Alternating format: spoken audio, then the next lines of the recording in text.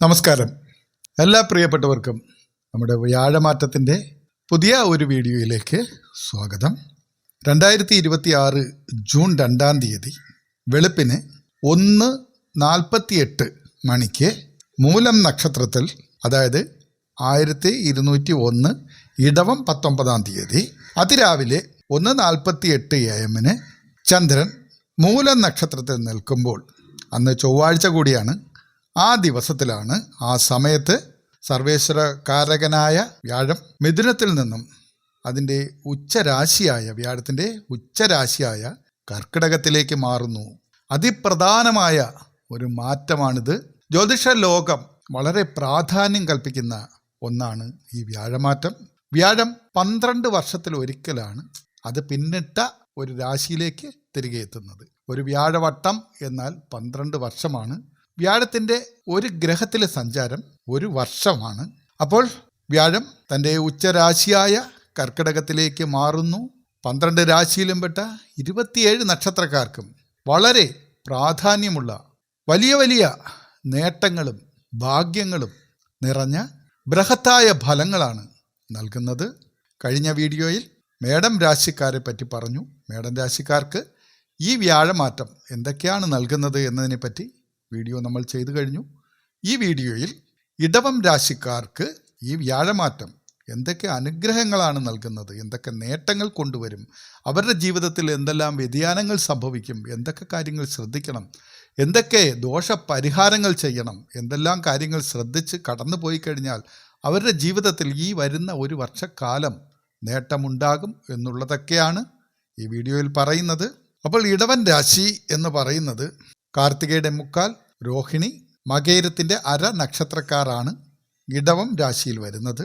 അഷ്ടമാധിപനും 11ാം ഭാവാധിപനുമായ വ്യാഴം 2ാം ഭാവത്തിൽ നിന്നും നിലവിൽ മിഥുന രാശിയിലൂടെയാണ് സഞ്ചരിച്ചു കൊണ്ടിരിക്കുന്നത്. അത് 2ാം ഭാവത്തിൽ നിന്നും 3ാം ഭാവത്തിലേക്ക്, കർക്കിടകൻ രാശിയിലേക്ക് ഉച്ചസ്ഥനായിട്ടാണ് ഇടവൻ രാശിക്കാർക്ക് വ്യാഴം മാറുന്നത്. പൊതുവെ വ്യാഴത്തിനെ പറ്റി പറയുമ്പോൾ 3ാം ഭാവം വളരെ മോശമാണ് എന്ന് ചിലർ പറയുന്നുണ്ട്. ദോഷങ്ങൾ വരും, കഷ്ടപ്പാടുകൾ വരും, വ്യക്തിബന്ധങ്ങൾ തകരും, തൊഴിലിനെ ബാധിക്കും, ഒരുപാട് പ്രശ്നങ്ങൾ അഭിമുഖീകരിക്കേണ്ടി വരും എന്നൊക്കെ പൊതുവെ പറയുമെങ്കിലും ഇടവൻ രാശിക്കാർക്ക് അതൊന്നും ആലോചിച്ച് വിഷമിക്കേണ്ട. നിങ്ങളുടെ ഭാഗ്യത്തിൻ്റെ സമയമാണ് ഈ വ്യാഴമാറ്റം കൊണ്ടുവരാൻ പോകുന്നത്. അതിൻ്റെ കാരണം സർവേശ്വരകാരകനായ മഹാഗുരുവായ ഏറ്റവും വലിയ ഗ്രഹമായ വ്യാഴം നിങ്ങൾക്ക് ഉച്ചസ്ഥനായിട്ടാണ് മാറുന്നത്. അതിൻ്റെ കർക്കിടക രാശിയിലേക്കാണ്, ഉച്ചാവസ്ഥയിലേക്കാണ് പോകുന്നത്. ഒരു ഗ്രഹം അതിൻ്റെ ഉച്ചാവസ്ഥയിൽ വന്നു കഴിഞ്ഞാൽ അതിൻ്റെ ഫുൾ പവർ, അതിനെന്തൊക്കെ ചെയ്തു തരാൻ കഴിയുമോ അത് മൊത്തവും തരും. അതുകൊണ്ട് 3ാം ഭാവത്തിലെ വ്യാഴത്തിൻ്റെ ദോഷങ്ങൾ നിങ്ങൾക്കുണ്ടാകുകയില്ല. വിഷമിക്കേണ്ട. സന്തോഷകരമായി ധൈര്യമായി നിങ്ങൾ മുന്നോട്ട് പോകുക. വ്യാഴത്തിൻ്റെ എല്ലാവിധ അനുഗ്രഹങ്ങളും നേടുവാൻ സാധിക്കുന്ന ഒരു സമയം തന്നെയാണ്. പൊതുവായ ഒരു വിലയിരുത്തലാണ് നമ്മളിവിടെ നടത്തുന്നത് എന്നുള്ള കാര്യം കൂടി ഓർമ്മ വയ്ക്കുക. നിങ്ങളുടെ ജാതകത്തിൽ ഗ്രഹങ്ങൾ ഏതെങ്കിലും ദോഷകരമായ അനിഷ്ടമായ സ്ഥലങ്ങളിലാണ് സ്ഥിതി ചെയ്യുന്നതെങ്കിൽ, അല്ലെങ്കിൽ അത്തരത്തിലുള്ള ദോഷപരമായ അപഹാരങ്ങളിലൂടെയാണ് നിങ്ങൾ കടന്നു പോകുന്നതെങ്കിൽ നിങ്ങൾക്ക് ചെറിയ ദോഷഫലങ്ങൾ ലഭിക്കുവാൻ സാധ്യതയുണ്ട്. പക്ഷേ അതിന് കൃത്യമായ പരിഹാരങ്ങൾ, പ്രാർത്ഥനകൾ, വഴിപാടുകൾ, നിങ്ങളുടെ ജീവിതം അതനുസരിച്ച് ചിട്ടപ്പെടുത്തി മുന്നോട്ട് പോകാൻ കഴിയും. ആ ദോഷങ്ങൾ നിങ്ങളെ ബാധിക്കാതെ നിങ്ങൾക്ക് കടന്നു പോകുവാനും തീർച്ചയായും കഴിയും. നേട്ടമുണ്ടാകും, ദൈവാനുഗ്രഹമുണ്ടാകും. ഒരു കാരണവശാലും ഇടവൻ രാശിക്കാർ ഭയപ്പെടേണ്ട, ധൈര്യപൂർവ്വം തന്നെ മുന്നോട്ട് പോകാം. അപ്പോൾ നമ്മൾ ഇടവൻ രാശിക്കാർക്ക് വ്യാഴത്തിൻ്റെ ഈ മാറ്റം കൊണ്ട് എന്തൊക്കെ നേട്ടങ്ങൾ ലഭിക്കുന്നു, എന്തൊക്കെ ഭാഗ്യങ്ങൾ ലഭിക്കുന്നു, എന്തെല്ലാം കാര്യങ്ങൾ അവരുടെ ഈ ഒരു വർഷക്കാലം സംഭവിക്കുവാൻ സാധ്യതയുണ്ട്, എന്തൊക്കെ കാര്യങ്ങൾ അവർ ശ്രദ്ധിച്ചു പോകണം, പരിഹാരങ്ങൾ എന്തൊക്കെയാണ് എന്നുള്ളത് വിശദമായി ഈ വീഡിയോയിൽ സംസാരിക്കുന്നു. എല്ലാവർക്കും സ്വാഗതം. നിങ്ങളുടെ അഭിപ്രായം ഈ വീഡിയോയുടെ താഴെ കമൻറ്റ് ചെയ്യണം. അതുകൂടാതെ തന്നെ നിങ്ങളുടെ നക്ഷത്രം ഏതായാലും അതുകൂടി കമൻറ്റ് ചെയ്യണം. എൻ്റെ പ്രാർത്ഥനയിൽ നിങ്ങളെ ഉൾപ്പെടുത്തുന്നതാണ്. എല്ലാവരും നന്നായിരിക്കട്ടെ, ഈ ലോകം നന്നായിരിക്കട്ടെ, എല്ലാ വ്യക്തികളും ജീവജാലങ്ങളും സർവേശ്വരൻ്റെ അനുഗ്രഹത്താൽ നല്ല നിലയിലെത്തട്ടെ. സന്തോഷവും സമൃദ്ധിയും ഐശ്വര്യവും ആയുസ്സും എല്ലാം ഉണ്ടാകട്ടെ. ആരും മോശക്കാരായി പോകരുത്. ലോകം നന്നായിരിക്കണം, എങ്കിലേ നമ്മളും നന്നായിരിക്കുകയുള്ളൂ. അപ്പോൾ ഉച്ചസ്ഥനായ വ്യാഴം നമുക്ക് എന്തൊക്കെയാണ് തരുന്നത്? രോഗങ്ങളിൽ നിന്ന് വിടുതൽ ലഭിക്കും, ആശ്വാസം ലഭിക്കും, ആരോഗ്യം പുഷ്ടിപ്പെടും, ചികിത്സകൾ ഫലിക്കും, ഊർജം, മനസ്സിൻ്റെയും ശരീരത്തിൻ്റെയും ഊർജം, അതായത് ഒരു പോസിറ്റീവ് എനർജി നിങ്ങൾക്കുണ്ടാകും. നിങ്ങളുടെ മേഖലകളിൽ പുതിയ തീരുമാനങ്ങൾ എടുത്ത് മുന്നോട്ട് പോകുവാനുള്ള ഒരു പ്രാപ്തി ലഭിക്കും. ജീവിതത്തിന് ഒരു പുഷ്ടി, ഒരു നവജീവൻ ലഭിക്കും. വ്യാഴത്തിൻ്റെ അനുഗ്രഹം നിങ്ങൾക്കതെല്ലാം നൽകും.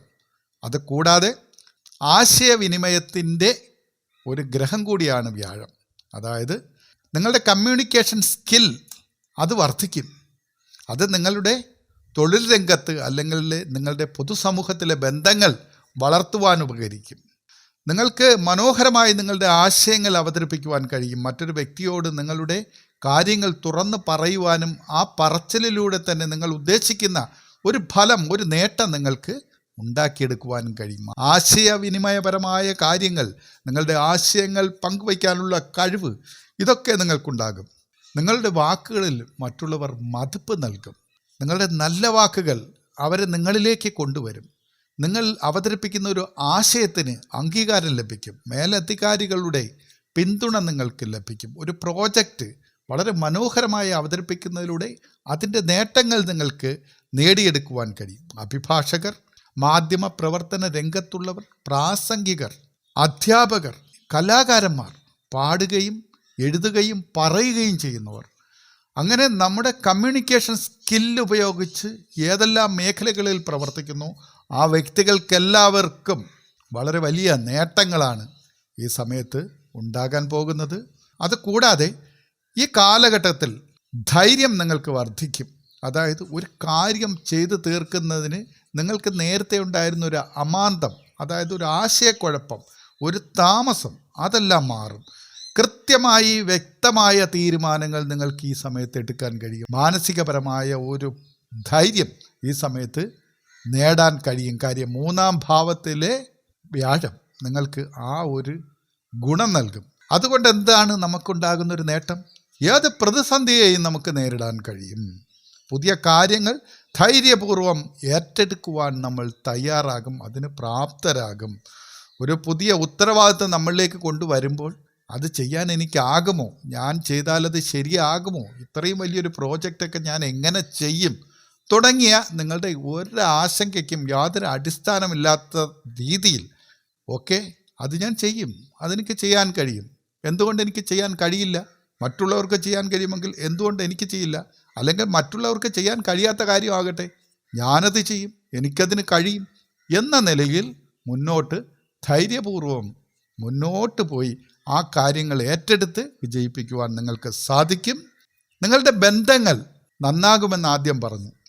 അത് നിങ്ങളുടെ സഹോദരങ്ങളുമായിട്ടുള്ള ബന്ധം, അത് നല്ല നിലയിൽ നിങ്ങൾക്ക് കൊണ്ടുപോകുവാൻ സാധിക്കും. സഹോദര സ്ഥാനീയർ, നിങ്ങളുടെ ജ്യേഷ്ഠന്മാരെ പോലെ നിങ്ങൾ സമൂഹത്തിൽ കാണുന്നവർ, അങ്ങനെയുള്ള വ്യക്തികൾ, ഉന്നതരായ വ്യക്തികൾ തുടങ്ങിയവരുമായിട്ടെല്ലാം നിങ്ങൾക്ക് നല്ല രീതിയിലുള്ളൊരു ബന്ധം പുലർത്തുവാൻ ഈ സമയത്ത് സാധിക്കും. അതുകൊണ്ട് തന്നെ നിങ്ങളെ ഒരു സാഹചര്യത്തിലും നിങ്ങൾക്കൊപ്പമുള്ളവർ കൈവിടുകയില്ല. അവർ നിങ്ങളെ പിന്തുണയ്ക്കുകയും നിങ്ങളുടെ ആവശ്യങ്ങൾ കണ്ടറിഞ്ഞ് നിങ്ങളെ സഹായിക്കുവാനുമൊക്കെ ശ്രമിക്കും.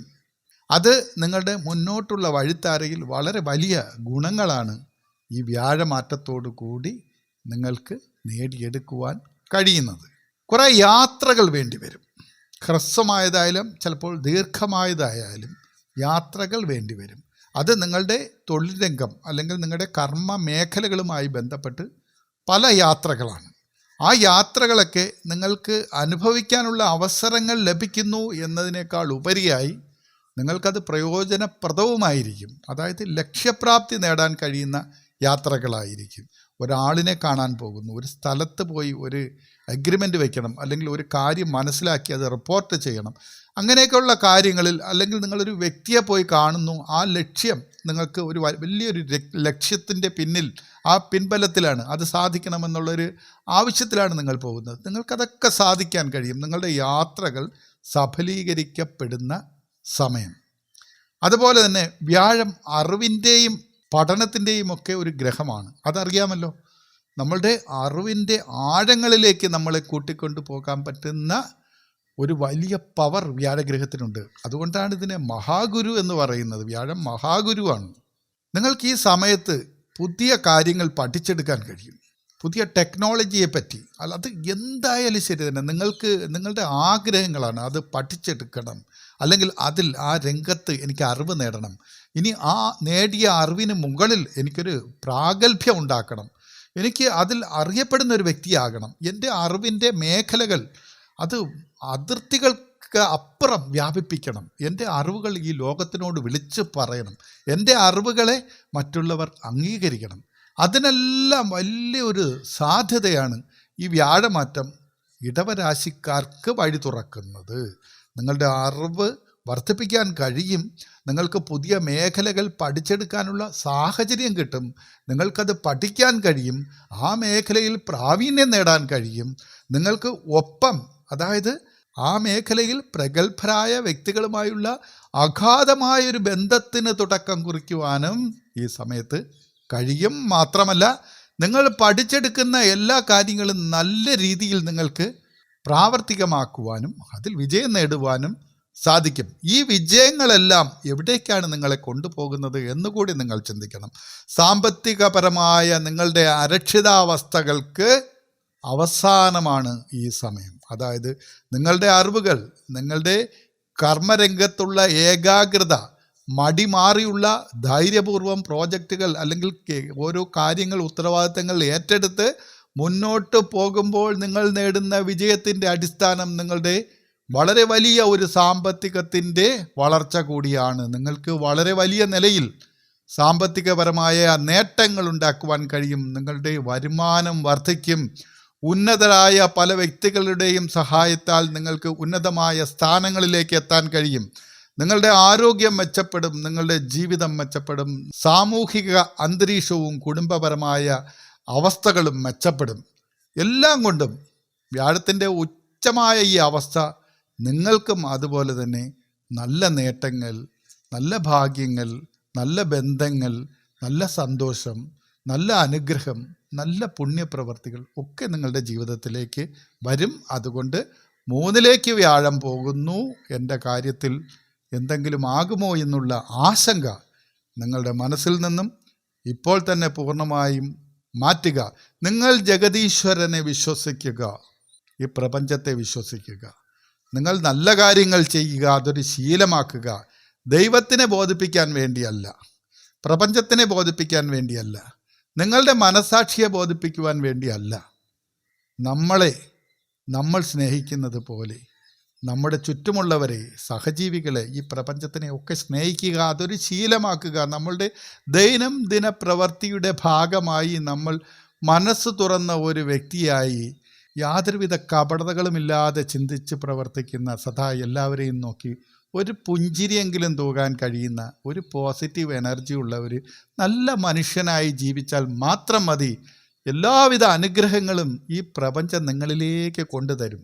അതിനിടയിൽ ചില തടസ്സങ്ങൾ വരാം, ചില പരീക്ഷണങ്ങൾ വരാം, ചില ദുഃഖങ്ങൾ വരാം. അതങ്ങനെയാണ്.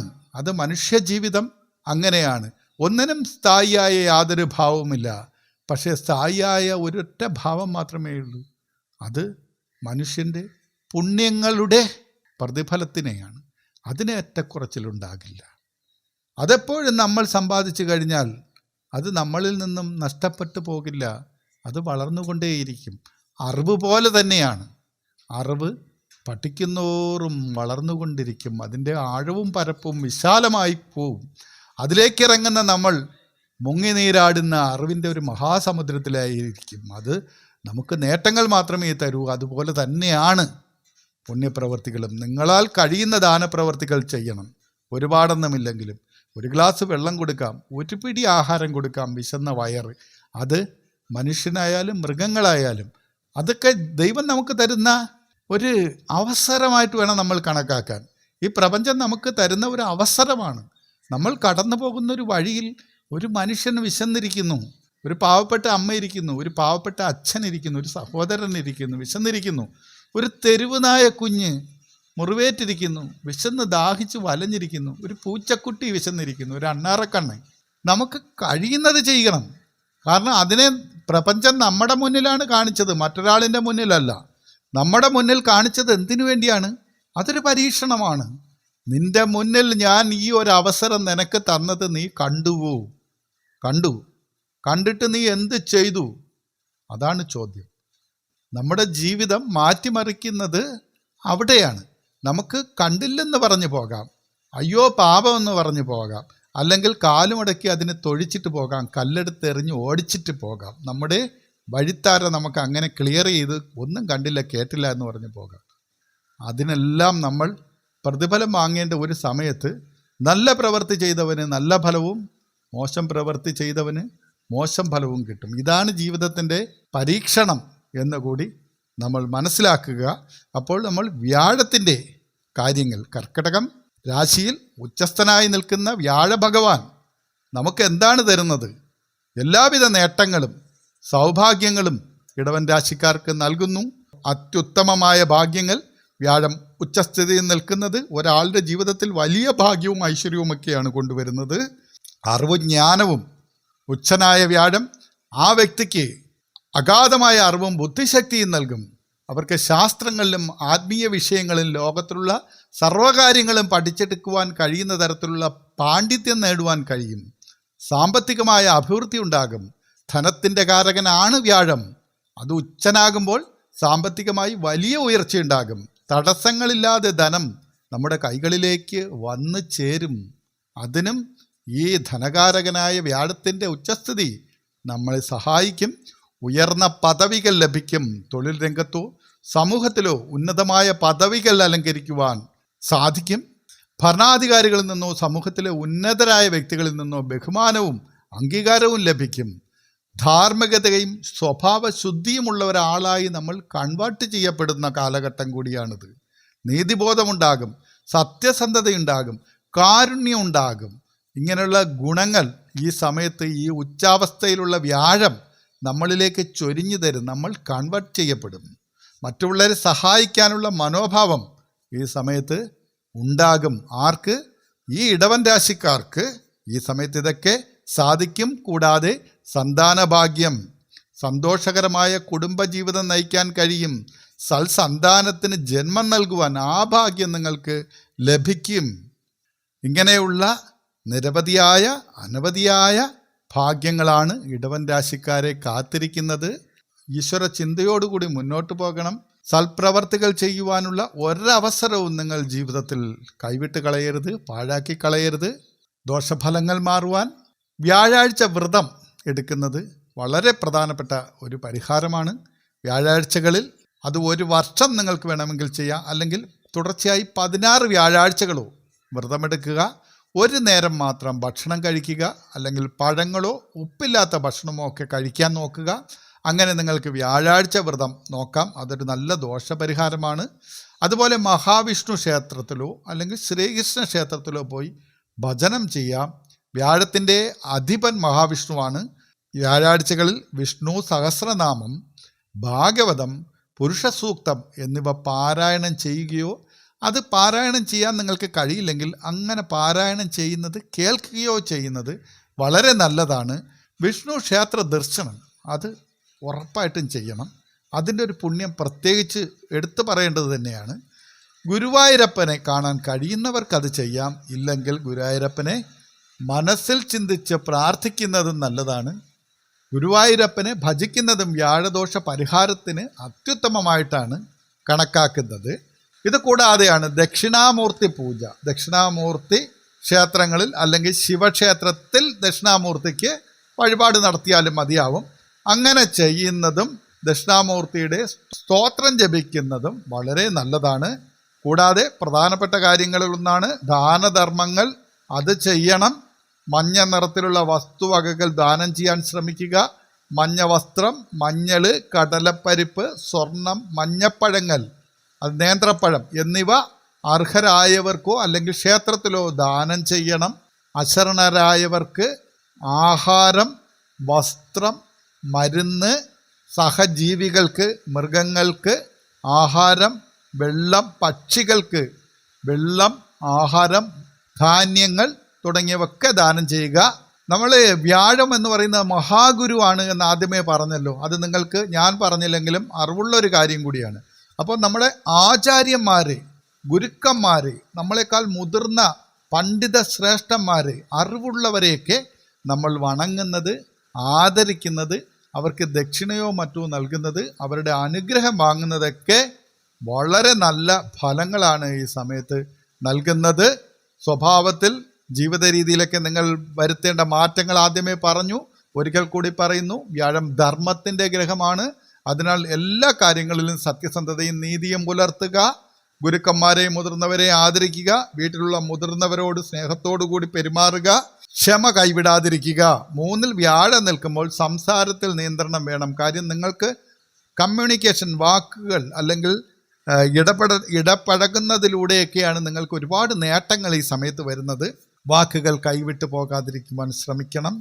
പെരുമാറ്റം മോശമാക്കാതിരിക്കുവാൻ ശ്രമിക്കണം. അത്യാഗ്രഹവും ധിക്കാരവും ഒരിക്കലും പ്രകടിപ്പിക്കരുത്. നല്ല ക്ഷമയോടുകൂടി മുന്നോട്ട് പോയാൽ നമ്മുടെ ബന്ധങ്ങളെല്ലാം നമുക്ക് നിലനിർത്തുവാനും ഈ സമയത്ത് നേട്ടങ്ങൾ ഉണ്ടാക്കുവാനും തീർച്ചയായും കഴിയും. വ്യാഴാഴ്ചകളിൽ നിങ്ങൾക്ക് ഭാഗ്യം വർധനവിന് വേണ്ടി മഞ്ഞ വസ്ത്രങ്ങൾ ധരിക്കുവാൻ കഴിയും. അത് നിങ്ങളുടെ ഭാഗ്യവർദ്ധനവിന് നല്ലതാണ്. പിന്നെ പുഷ്യരാഗം എന്ന് പറയുന്ന ഒരു രത്നം, അത് നിങ്ങൾ ധരിക്കുന്നത് നല്ലതാണ്. പക്ഷെ അതെല്ലാം അറിവുള്ളവരെ കൊണ്ട് മാത്രം പരിശോധിച്ച് ചെയ്യിക്കുക. അത് ഉറപ്പായിട്ട് നിങ്ങൾ ചെയ്യണം എന്ന് പറയുന്ന ഒരു കാര്യമല്ല. അതെല്ലാം ചെയ്യാൻ കഴിയുന്നവർക്ക് ചെയ്താൽ നന്നായിരിക്കും എന്ന് മാത്രമേ ഉള്ളൂ. ഒരു പക്ഷേ പുഷ്യരാഗം എനിക്ക് ധരിക്കാൻ കഴിയാത്ത കൊണ്ട് എനിക്ക് ഈ വ്യാഴത്തിൻ്റെ നേട്ടം ഉണ്ടാകില്ലേ എന്ന് സംശയിക്കേണ്ട. പുഷ്യരാഗം ധരിച്ചാലും ഇല്ലെങ്കിലും നിങ്ങൾ ഒരു പുഷ്യരാഗത്തെ പോലെ സുന്ദരമായൊരു മനസ്സും നല്ല പ്രവൃത്തിയുമുള്ള മനോഹരമായ വ്യക്തിയാണെങ്കിൽ, അങ്ങനെ ഒരു മനസ്സിൻ്റെ ഉടമയാണെങ്കിൽ വ്യാഴഭഗവാൻ നിങ്ങളെ ഒരിക്കലും കൈവിടില്ല.